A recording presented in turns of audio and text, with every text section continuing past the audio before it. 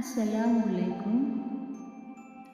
جب ہم تہجد کی نماز کا ارادہ کرتے ہیں تو یہ کوشش کریں کہ ہم سو کر اٹھ کر پڑھیں اور 2 بجے سے لے کر 3:30 بجے کے درمیان والے وقت میں ہم اپنی نماز کو مکمل کر لیں۔